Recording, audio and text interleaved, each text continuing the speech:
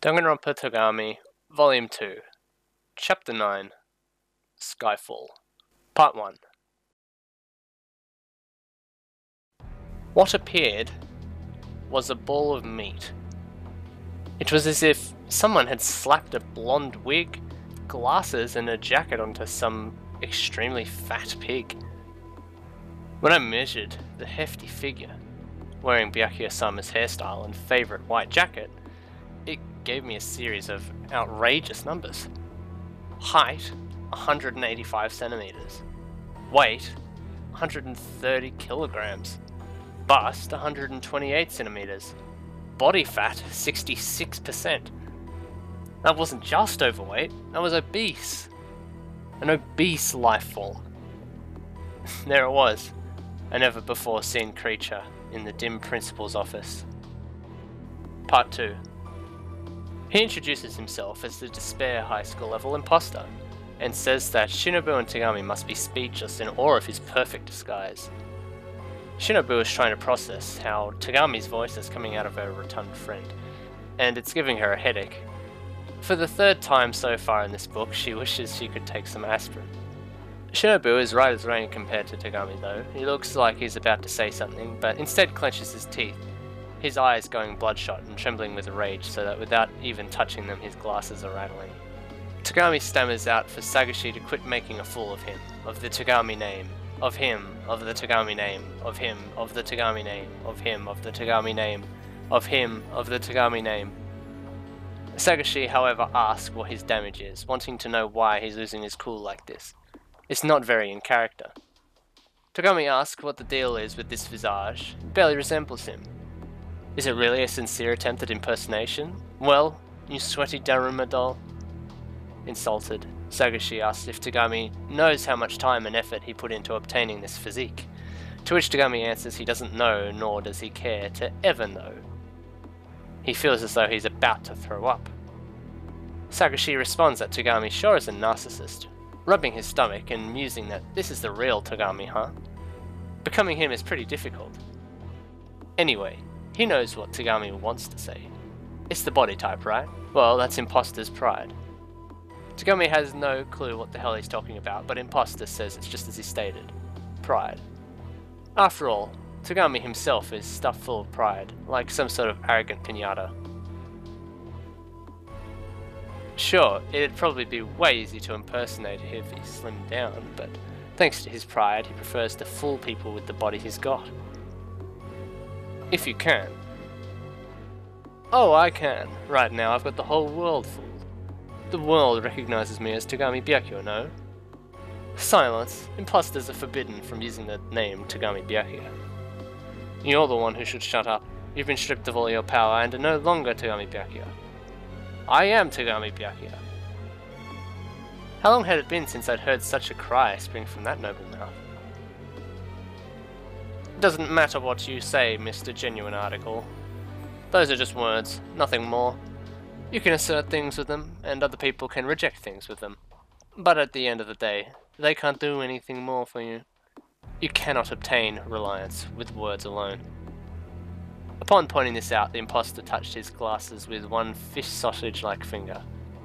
Reliance.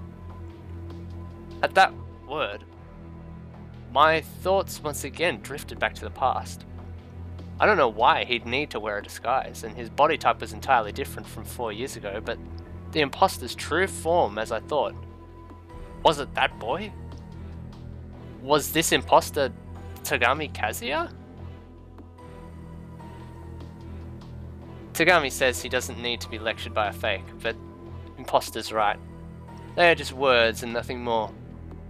He takes a deep breath and collects himself to appear polite and composed, pushing his glasses up. He states that his legitimacy is guaranteed by his own self, which elicits a chuckle from Imposter, who asks what can he do in his current state. Imposter has taken hold of all of Togami's power, and a wanted man can't do anything. They won't even let him eat a hamburger to satisfy his hunger. I would never have consumed such a thing in the first place. The day is coming when you too will pay respects to fast food, Mr. Genuine Article. Togami fires back that the only thing he'll ever pay respects to is himself. He will affirm himself and show the world just as he's been doing until now. Sagashi calls him long-winded and scoffs, saying that no one will ever see him as Togami Byakuya anymore. Togami isn't having it though, telling Imposter that he'll soon be transformed back into his worthless form, a pig. Imposter counters that Togami is the worthless one. His existence, finances, scarcity, and his market value are now all zero. Swines shouldn't attempt to speak on economic matters. They should toddle along back to their pens. Hurry along now, and return my pearls. Imposter calls Togami a loser four eyes, while Togami calls Imposter a bespeckled pork. And they approach each other until their glasses are almost touching, glaring at one another with hate in their eyes. Shinobu notes that the air in the room feels explosive. Before this can go full-on boys love though, something plops into the room, tossed from the cracked doorway. There's a brilliant flash and Shinobu is blinded. An explosive noise deafens her. Borgs misfires and conducts a search all on his own about stun grenades. It's an indoor attack. Shinobu can hear the sound of many feet entering the office and sense several different people's presences, but that's all about she can ascertain. The ropes restraining her are cut and she's lifted into somebody's arms. It has been quite a while, Shinobu-sama. Fading into my recovering vision was a nostalgic face. Aloysius Pennyworth. You're late, butler, I heard Byakuya-sama's voice somewhere in the room. You're neglecting your duties. This is grounds for dismissal, you know. I am sorry to say, young master, but that is quite impossible. I am merely now manager of the butler bar. I have no connection to the Togami family. Togami asks where Imposter is, and Pennyworth tells him that he's fled. Togami wants him hunted and roasted, which Pennyworth says he understands. Still holding Shinobu, he bows once and then returns to the window that has been blown out by the flashbang. Outside, they board a helicopter and take off. Before, they can see the black and white painted Despair High School growing smaller and smaller. Pennyworth makes a quip about how if Togami wants the imposter roasted, he'll give him a barbecue, and signals two other helicopters to fire missiles at the school. They destroy the thing and leave nothing but rubble, which Shinobu notes looks more like a campfire than a barbecue. It's as if everyone will stand around it and sing songs together. And so, Despair High School was destroyed, and then they lived all happily ever after. Although, the story continues a little bit more. Part 3. The three helicopters begin heading east. It's 12:40 AM currently. Togami asks just what Pennyworth was doing at the school as a former butler. And Pennyworth tells him that the Togami conglomerate summoned him immediately after the World Domination Proclamation. Even though he had resigned from his post, he still owed a great debt of gratitude to the Togami family, and was also concerned about Togami's well-being. Seems that the Togami family had their doubts about the whole thing. On one hand, they believed Togami to be innocent, but in the event that he was actually trying to take over the world, they couldn't mount a proper rescue mission. Instead, they sent Pennyworth and made it look like he was worried about his former master, rounding up Togami's private military force and leaping to his aid. That way, if Togami actually had been guilty, the help would just look like it had come from an affectionate but foolish old man. Togami, however, thinks that this cover isn't quite airtight. How could a foolish old man up and mobilize the Needle Force? Shinobu helpfully looks up the Needle Force with Borgs, and at this point, so that we, the audience, can learn that it's Togami's private militia, formed in the interest of keeping him protected. It's composed of about 144 members, armed with guns and aircraft. The name Needle Force, Hari no Tai, is a reference to Saki Morinota from Manushu, and Mishima Yukio's Shield Society, Tate no Kai. One of the other helicopters gets shot and radios in that they've lost control and are about to crash. Then they promptly do so, only for another helicopter to show up, next to Togami and friends at a frightening speed. The redhead on the deck hails them and yells about the survival of the fittest. It's Taiko Kanai. Togami just kind of rolls his eyes at the Hasegawa Institute, while Taiko says that she's finally found him and that there is no point in running.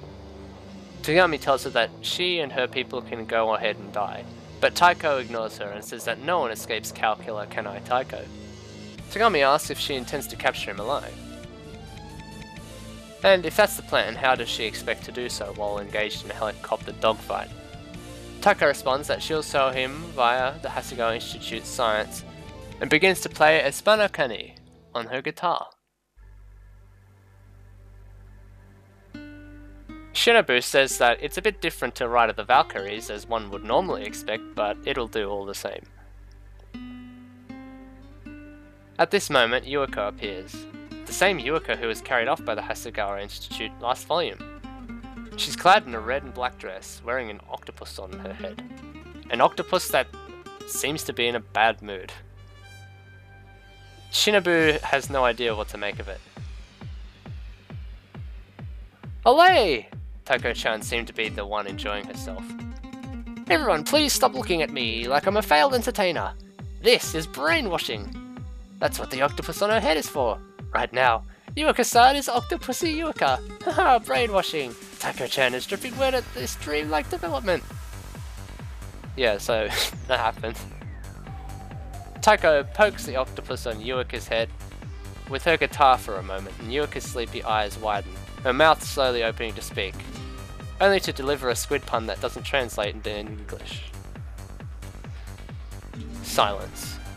Above the Czech Republic, a cold wind blew. Pennyworth breaks the silence to ask if Togami and Shinobu had been fighting these people the whole time. Togami affirms that yes they have, and Pennyworth cautions him about letting them have an adverse effect on his brain. Yuuko is still trying to make her pun work, raising her arms like a marionette to release several tentacles out of the sleeves of her dress. They reach out to the other friendly helicopter and, like a stupid child putting their fingers into a fan, try to grab the rotors. Naturally, this causes the helicopter to crash, leaving behind only the one Togami, Shinobu and Pennyworth are riding in. They realise that they plan to grab him with the tentacles, and he orders the gunner to take Yuuka out. Before he can fire the Gatling gun though, Yuuka reaches over and grabs the gunner, tossing him out of the copter toward the ground. Ah, Yuuka-san's tentacles are the best in the world! I want to be wrapped up in them. Taiko-chan's octopussy is drenching in her pants. Jeez, okay. Yuuka wraps herself up in the tentacles, and Pennyworth knows that she's camouflaging herself. What is this, like metal? This Metal Gear Solid 4? Shinobu looks up at how the squids and octopi change their skin color to blend in with their surroundings, because Sato Yuya is determined to teach us such things, and Shinobu decides to switch on Borg's night vision mode. However, she can't see anything. Taiko informs that Octopussy Yuuka's camouflage is perfect, and can't be detected by night vision, heat vision, infrared, ultraviolet, etc. There's a sound that Shinobu assumes is Yuuka getting onto the copter, but looking around she can only see Togami, Pennyworth and the pilot. Shinobu starts to freak out, wondering about what to do, and then decides to imitate a cephalopod herself by pulling out her pen and flinging ink everywhere. Some of the drops fall in an unnatural way, giving away Yuuka's location. "Wonderbar!" cries Pennyworth, just as one would expect of blue ink. Pennyworth then pulls out a sawed-off shotgun and shoots, causing electrical discharge and Yuuka to appear, now unable to use her camouflage. She touches the octopus on her head and collapses to the floor of the copter, but as soon as she does, the pilot yells, "Evasive maneuvers!" and the entire helicopter tilts at a steep angle. Behind them, a new player appears. Ha ha ha! They were still coming? Part 4. It's everybody's favourite landmine digger, Uragan. It's now flying with a propeller stuck in it, and being ridden by a man called the Professor, and 4 soldiers with what appear to be tentacles attached to them. The Professor laughs and says that he's from the Hasegawa Development Department. Taiko yells at him for being late and orders him to hurry up and explain, so the Professor obliges. He tells everyone that he wanted to make a weapon for stealth purposes and used the idea to use octopi as inspiration. His original weapon was more octopus-like, but thanks to it inviting sexual harassment, he tossed that aside and made the weapons now seen in the helicopter now. They're creatively named Tentacles in English. Uragan and Taiko's helicopter are side by side, facing off Togami Itachi's copter. Togami asks Pennyworth for a status report on the ex-butler replies, "One all-purpose helicopter, 1 pilot, 1 former butler with a loaded single-barrel shotgun. That is all." Once more, I ask you straightforwardly. Is this the end of the Togami name? No, it is not. Compared to the biggest worst incident in the history of the Togami family, 4 years ago, this situation is hardly a crisis. Togami says good and orders Pennyworth to blow the Hasegawa people to smithereens. Pennyworth bows and drops Yuka out of the copter, causing a distressed Taiko to make her own helicopter dive to catch her. At the same time, the 4 tentacle soldiers leap from the professor's helicopter and disappear into the night sky. Pennyworth notes that the shotgun has a very short range. He then fires, revealing 2 of the tentacle soldiers via electrical discharge. He explains that there's only so many ways to get onto the copter, so he could easily hit them with a buckshot with his eyes closed. There's the sound of footsteps, but Pennyworth ignores this to shoot at the opposite side of the copter deck, revealing the 3rd soldier in the process. Togami gets sassy, telling Pennyworth not to celebrate just yet. There's still one more soldier that they haven't accounted for. They go back and forth for a bit until they hear a squishing sound and see a red-coated tentacle soldier fall from the helicopter. Pennyworth says that they found the last one, but unfortunately they then notice that the pilot's head had been split open. Even better, someone yells after them, "Osha! I found you! Wait up!" They were still coming? Meanwhile, in this now pilotless helicopter, the heir and the former butler are now having a normal conversation. Togami wants to know what's going on and answers that they're under an attack by a new enemy. They look out to see who it is. There's a fleet of statues of various saints flying throughout the night sky. It's like a cheap version of the Book of Revelations. From St. Augustine's statue, Soda's voice screams and tells them to wait. Togami huffs, surprised that Soda is still alive, and the statue answers that it isn't Soda himself, but rather a pursual system that the real Soda constructed. Togami orders the statue to explain, and he exasperatedly cries out he's trying to, so listen up. Turns out that Soda programmed the basic AI to activate in the event that Despair High School is attacked. Realizing this should have had Togami peeing himself in fear. Togami, however, is in the same class as Fujisaki Chihiro, and as such scoffs at these silly little statues hobbling in the air. This AI is primitive, just as he'd expect of someone like Soda. The AI responds that it was always Soda's dream to launch a rocket. And so these 100 or 200 statues, before breakfast, quit making fun of him. He's got a totally top-of-the-line specs. Togami tells Soda AI that he's already destroyed Despair High School, and so he can go ahead and self-destruct at any time now. The Soda AI answers that he has a job to do and the St. Augustine statue approaches, only to be blown to bits by Pennyworth. "What the hell was that, Grandpa?" The AI yells from the St. John statue this time. This is the only time I get to show up, so let me talk a bit longer. You're brutal, brutal."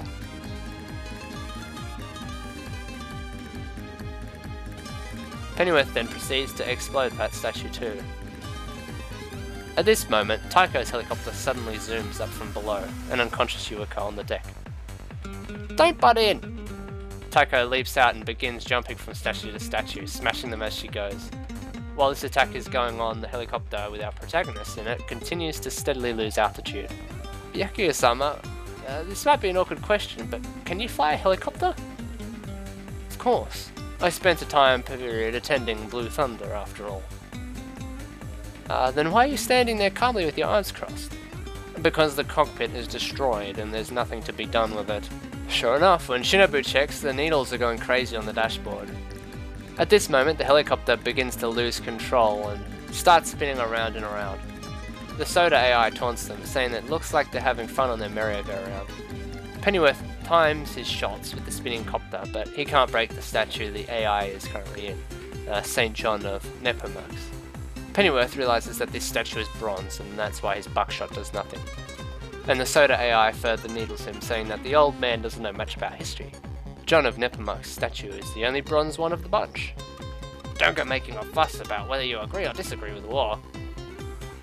"I always agree with the war," Pennyworth says like a total boss. "Because I am an old man." "Oh, Grandpa, you're scaring me." "I'll take that as a compliment." Pennyworth reloaded the sawed-off shotgun and he held it at the ready. AI Soda goes to talk more shit, but then a flash from the ground grazes the statue before going off like a firework. He starts to fret about surface-to-air missiles, and Shinobu suddenly remembers that Togami is on the world's shit list right now. In addition to many bounty hunters and assassins, various military forces has probably gotten involved. The missiles fire indiscriminately, hitting the back of our protect's helicopters, sending them into a free-fall. Pennyworth orders Togami and Shinobu to bail out and parachute down to rendezvous with the Needle Force, members within the Czech Republic. As Togami and Shinobu get ready to jump, AI Soda reappears in his John of Nepomuk statue, declaring that he'll just kamikaze the helicopter. Pennyworth proceeds to stand up, fire, and blow the statue into pieces. The AI goes out with a cry of, "You can't use buckshot!" And Pennyworth calmly explains that he swapped the shells out for slugs. It's pretty hard to romper a slug. "Behind you!" Shinobu cries, and suddenly the last surviving tentacle soldier is holding Pennyworth out of the helicopter. Pennyworth yells at the two kids to go already, and Shinobu asks if he wants them to leave them behind. Of course, she understands that this is their only chance to get away, but Togami naturally just bails out of the helicopter because he's a Togami, but Shinobu still has doubts. She's not the same as Byakuya. She isn't that perfect. Instead, she turns and says, "Pennyworth-san, don't die. Shinobu-sama, see you again soon."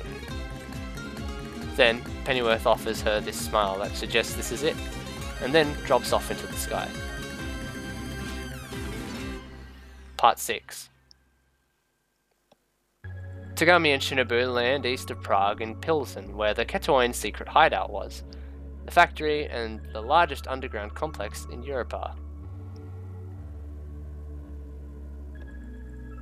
Right now, the entire town is blanketed in a thick fog, and it's 2 AM. Even with Borg, Shinobu can't see anything, and she wanders around being cautious. Who knows when they stumble into an enemy. Eventually, they run into someone who approaches them. When he sees Shinobu shielding Togami, he almost bursts into laughter. A young man with hair that's a beautiful colour. He salutes and asks how their midnight skydiving was, and Togami cuts him off to demand to know who he is. The young man says that he was just inducted to the Needle Force the day before, and his code name is A54. Togami doesn't know him, and asks where the other members of his unit are. A54 replies that they're around on backup duty. Their secret mission is to protect Togami and Shinobu, and doing so altogether would be nonsense.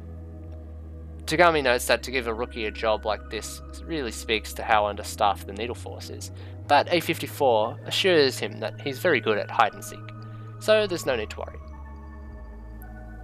Well then, A54. That codename is rather conspicuous, so please feel free to call me whatever you'd like. Of course, if that's embarrassing for you, I can make some suggestions. Ando Naoki, Fortissimo, Sailor V, 12, Imone, OSS 117. Imone then. Please give me a break on that one. You suggested it, did you not? That happens often, doesn't it? Right after ordering a burger at a family restaurant, you feel like eating pasta. Togami's had it with all this bullshit and just settles on using A54. He asked if A54 has received Pennyworth's message, but A54 says that he didn't get a chance to get acquainted with the former butler since he was just inducted yesterday.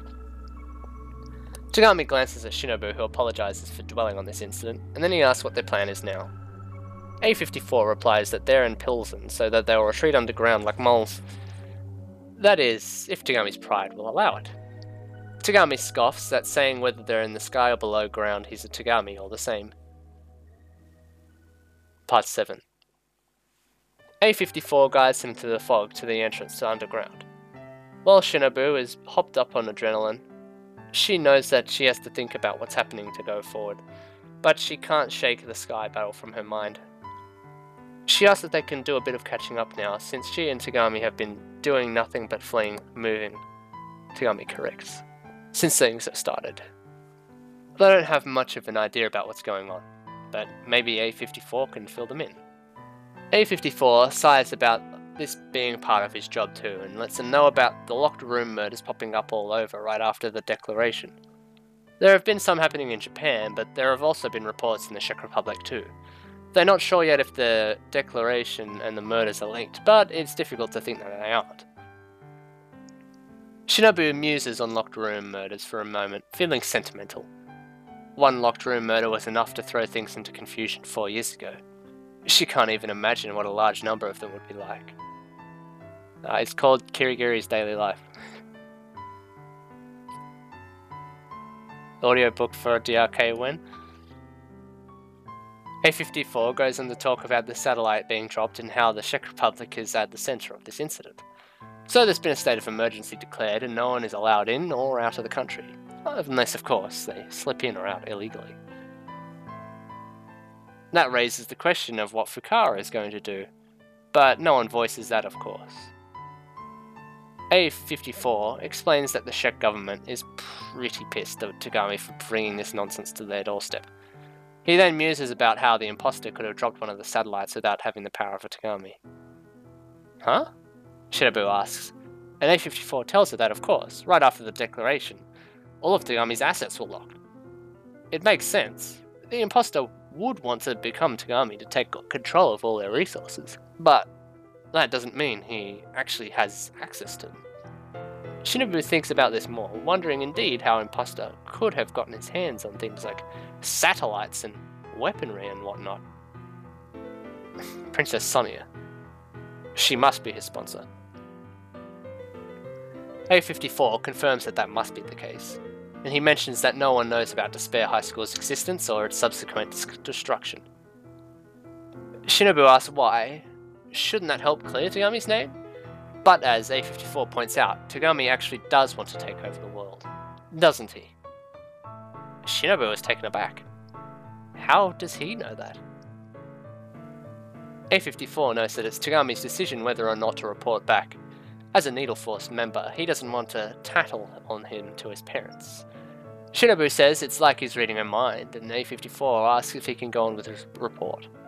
She tells him to get on with it. He calls her angry expression lovely, and she grumpily orders him to spit it out already. The next order of business is that the Global Controllers Summit was entirely wiped out. As of right now, it looks like it was Togami's doing, which was a much more serious crime than the satellite thing, given that the best and brightest from various nations were killed. And as a result, there are a lot of countries that are teaming up and deciding that Togami should be taken out. The Togami family and the Academy have teamed up, however, realizing from the start this was all the work of the imposter. Well, I mean, kinda. Technically, it's the work of that girl that's been slinking around the school as we speak, soaking up secrets into her giant hair, of course. Anyway, Shinobu mentions that she heard a rumor that Despair High School is connected with Hope's Peak Academy. A54 tells her it seems that way as the so-called super high school level imposter has revolted. Also, the reserve course seems to be involved as well. By reserve course, do you mean those talented kids? You're harsh, Shinobu-sama. A54 reacted in an exaggerated way, but I didn't understand why. But it's true, isn't it? They don't have any talent, so they went to the reserve course to be affiliated with Hope's Peak, right? Because they don't have any talent. They had the protest called the Parade, right? You're so natural in your cruelty. I wonder, are Chief Byakuya's bad points contagious? Both of you can go to hell for all I care. Byakuya-sama ordered. Roger! A54 saluted while walking up ahead. A54 passes the responsibility onto the school, citing their political violence and saying that it led to the World Domination Proclamation. Shinobu seems upset that they're causing trouble for their alma mater, but part of the problem is that Hope's Peak Academy is trying to solve things internally and they're basically just a high school, and more things to blame Jin for. They don't have enough headhunters. That's where the Togami family comes in. They take care of the headhunting unit and send them out to carry the military operations by proxy. And I mean, you know, Hope's Peak Academy does have a soldier. She's a terrible choice for these particular missions, but, you know.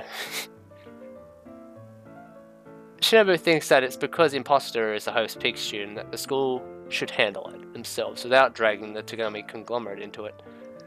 But A54 just chuckles and says that if that were the case, it'd be the most satisfactory, but things wouldn't probably play out that way.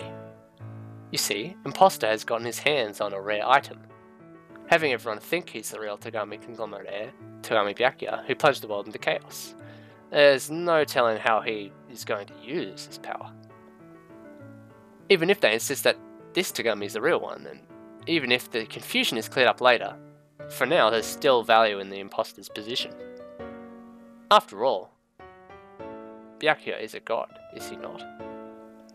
Shinobu tells A54 to stop sneaking into her heart, and A54 details the sticky situation a bit more, pointing out how Togami is being used.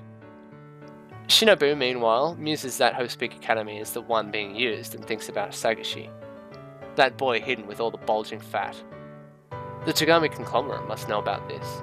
The boy was announced to be dead to the public, but Shinobu hasn't had contact with him since escaping the competition. But the world couldn't be satisfied with that, and now he's more dangerous than ever. They must really want to erase him from existence.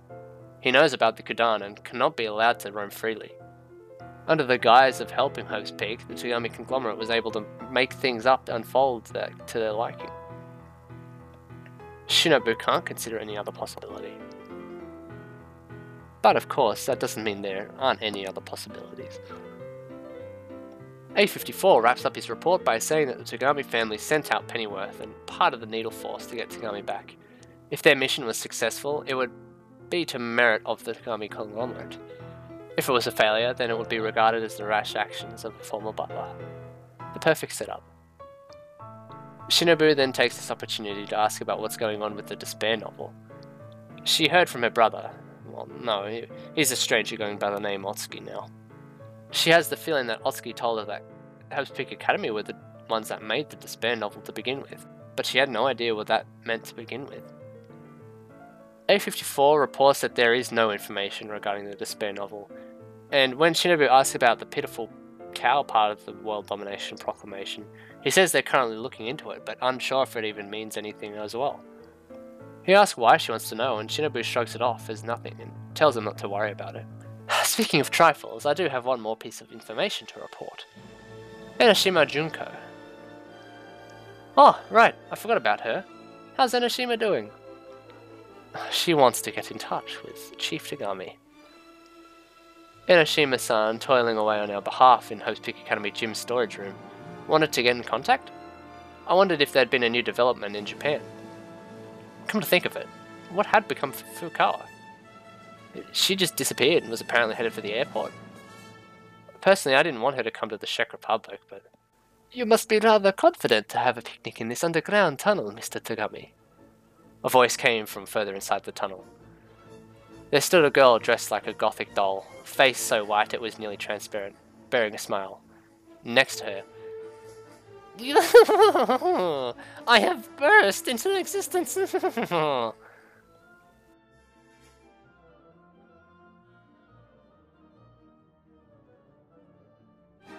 Well, that was Chapter 9, Skyfall. And man, that was a... one hell of a read. Yeah, just like the last two chapters, this chapter, seemingly a lot of weird stuff happens.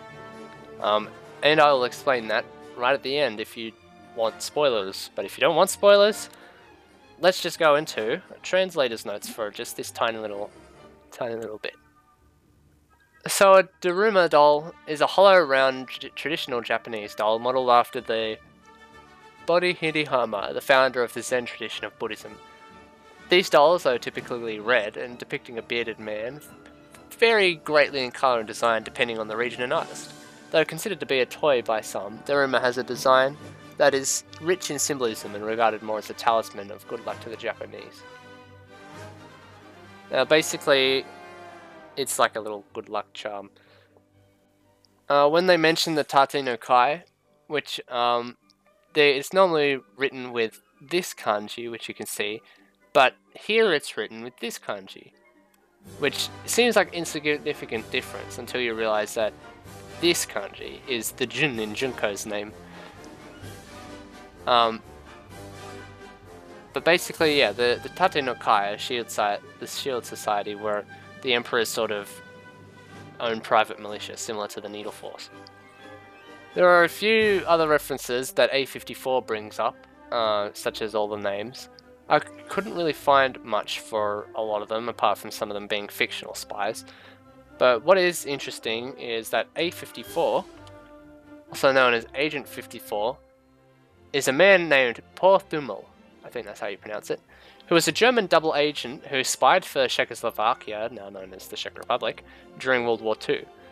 He was a high-ranking member of the German military intelligence organization, who was also a highly decorated Nazi party member.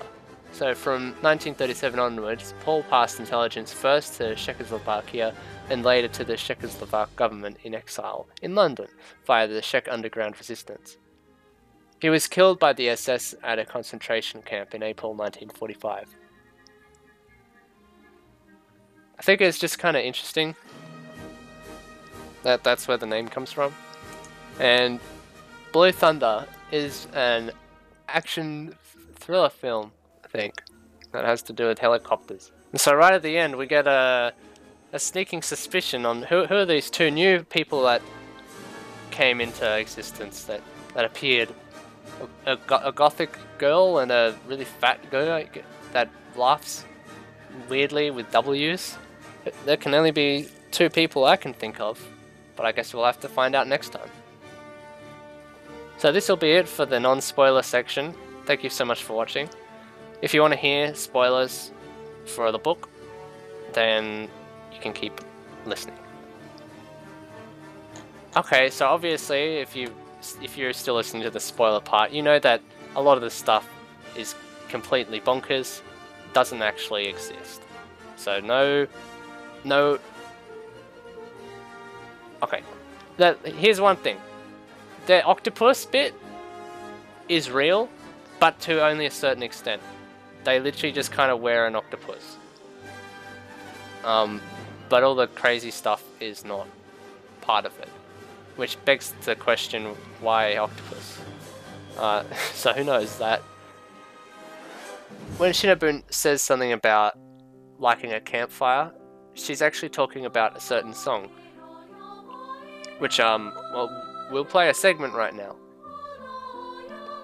And the other thing I want to mention, Shinobu reckons that imposter is Kazuya. Let me just say it right now.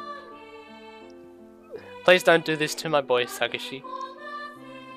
Or girl. I guess we don't really know what gender imposter actually is, but like he only in canon really imposes as guys. I mean, there was that one time that he imposed as Kirigiri, but you know, that's not a thing that is discussed. But yeah, Kazuya is not imposter. Two completely different characters, fortunately. Which begs the question, is Kazuya actually Byakuya? And the answer is no. It's a third imposter. So yeah, thank you for watching today's episode. We'll see you next time for Chapter 10. Hope, Friendship, Reliance, and All Other Gross Things. Thank you so much for watching. Have a great day, everyone.